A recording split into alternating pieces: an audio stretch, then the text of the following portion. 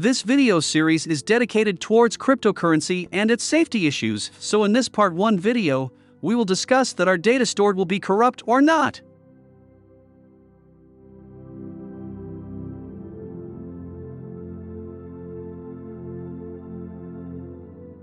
So, keep here till the end of the video.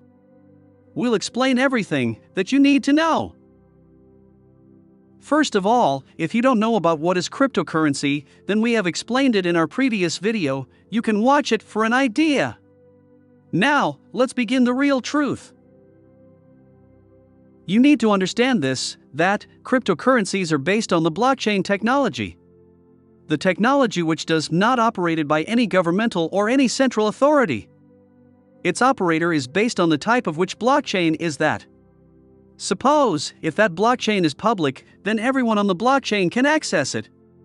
If it is private, then only the person who have the access granted can do that. Mostly, the cryptocurrencies are based on public blockchain, where everyone can access it. Suppose, David has purchased the cryptocurrency XYZ, then it will create a block about David's information. At the time of purchasing that XYZ cryptocurrency, it will take some time to create a block, called as block time. So, once the block is created, it will store all the information about the David, like his name, the number of that XYZ cryptocurrency, the hash code, etc. All the cryptocurrencies has different block time, but it can be similar or different. It is totally depend on that particular cryptocurrency. For example, the block time for Ethereum is set to between 14 and 15 seconds, while for Bitcoin it is on average 10 minutes.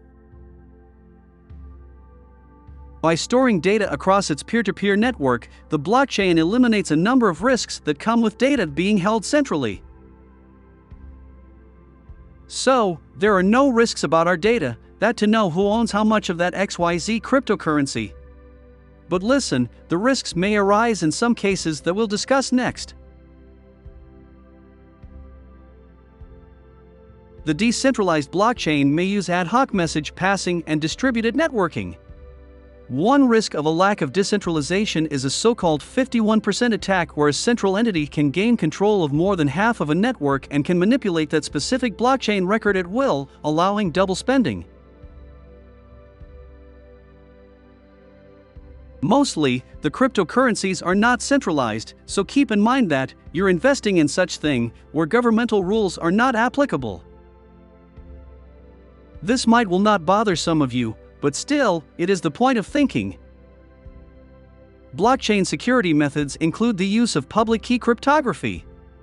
A public key, a long, random-looking string of numbers, is an address on the blockchain. A private key is like a password that gives its owner access to their digital assets or the means to otherwise interact with the various capabilities that blockchains now support. Data stored on the blockchain is generally considered incorruptible. Hush, my data is not corruptible. So, this is how blockchain looks.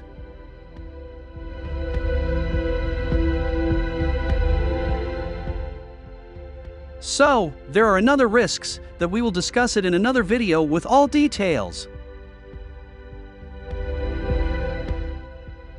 Till then, keep understanding what is blockchain through our videos, so you will get a basic idea.